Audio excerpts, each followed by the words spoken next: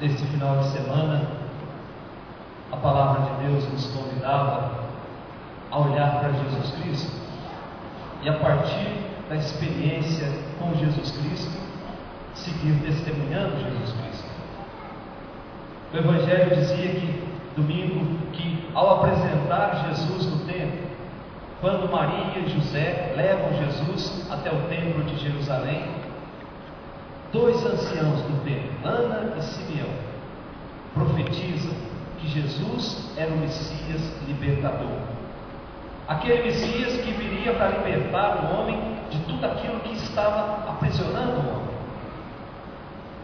Ana e Simeão gastaram as suas vidas fazendo isso.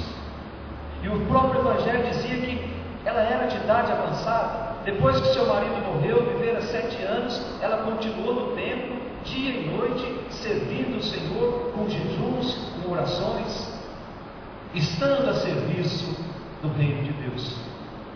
Que coisa bonita, gente. Os personagens envolvidos, movidos pelo Espírito Santo, dizia o Evangelho de ontem. E é movido pelo Espírito Santo que hoje também nós celebramos a festa de um mártir da igreja. São Brás dedicou a sua vida, era bispo. Quando as coisas começaram a ficar muito tenebrosas ao redor dele, ele se refugia nas montanhas.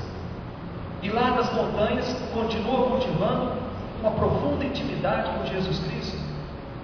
E quando é descoberto, ele é morto. Mas a morte de São Brás não foi uma morte rápida.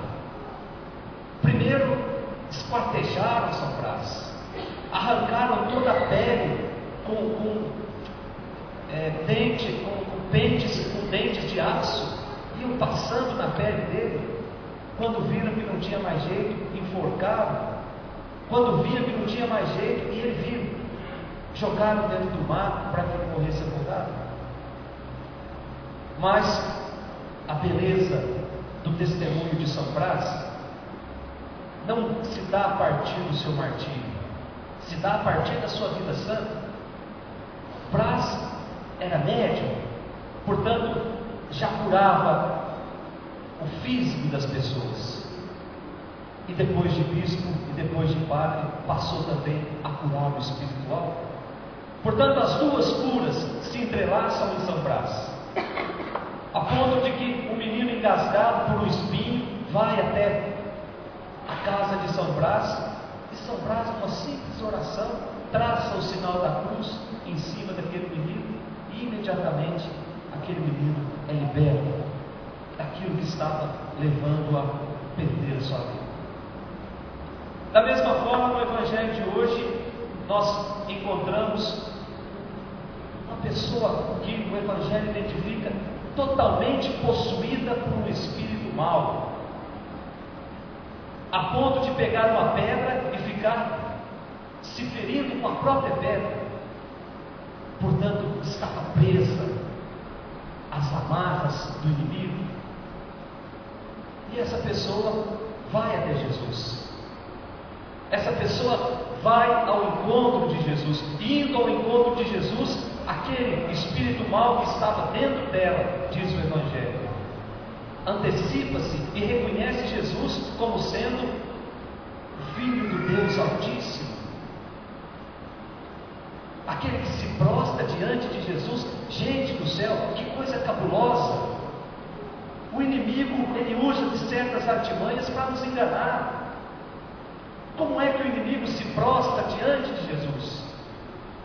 Como é que o inimigo reconhece que Jesus é Filho do Deus Altíssimo? Está lendo o Evangelho que nós lemos hoje. Aquele homem possuído por uma legião de espíritos impuros, portanto, estava amarrado. Nada fazia com que aquele homem, ou melhor, nada amarrava aquele homem de uma maneira natural.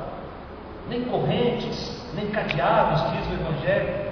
Ele arrebentava tudo, porque estava amarrado espiritualmente, porque a sua vida estava presa às coisas do inimigo. E no nosso meio muitas vezes acontece isso também. Quantos irmãos nossos se deixaram totalmente envolver pelo inimigo, estão acorrentados pelo mal? Mas o mal reconhece que Jesus é o Filho de Deus. O mal reconhece que o poder misericordioso de Deus é maior do que a sua ação maléfica. Por isso não enfrenta Jesus. Por isso pede que Jesus mande-os para aquela legião, para aquela manada de porcos.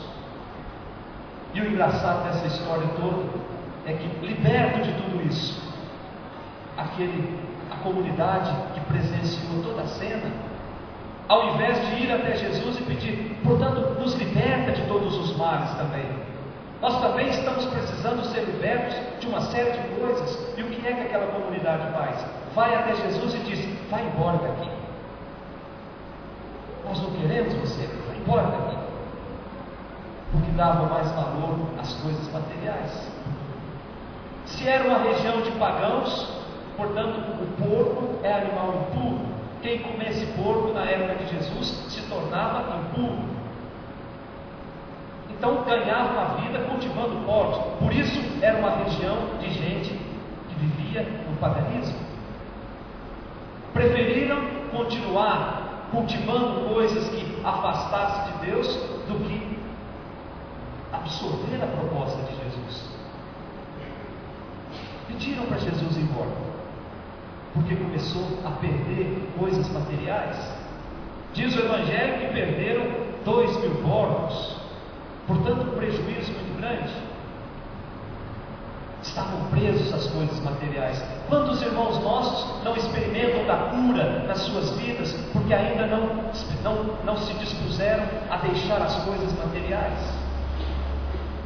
Eu me lembro até de uma história muito antiga, lá da minha cidade, lá em Minas Gerais, que a nossa grande alegria quando voltava do colégio era passar na casa de uma senhora chamada Candinha para ver debaixo do colchão dela um monte de dinheiro que ela juntava. E ela mostrava muito gosto. Ela ia até o colchão, levantava, todo mundo ficava encantado, todo mundo queria aquelas moedas, queria aquele monte de dinheiro. E ela baixava o colchão e mandava a gente ir embora. Era sempre assim. E um dia, Dona Candinha não apareceu na janela, não chamou ninguém para ir ver o colchão dela. E todo mundo ficou preocupado. A luz da varanda ainda estava acesa, meio-dia.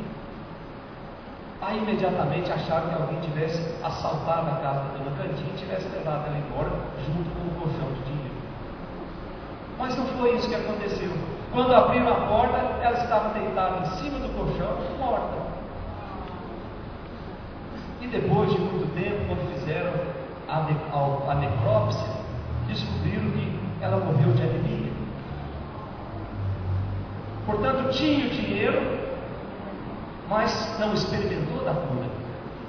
Poderia muito bem ter se alimentado melhor com aquele dinheiro, mas preferiu acumular riqueza debaixo do colchão. E essa comunidade preferia os porcos do que os milagres de Jesus. Por isso mandaram Jesus embora. E nós, como seguidores de Jesus, nós não podemos mandar Jesus embora da nossa vida. Nós já experimentamos dessa graça de Jesus no dia do nosso batismo, quando foi soprado sobre cada um de nós o Espírito Santo. Portanto, agora não dá mais para voltar.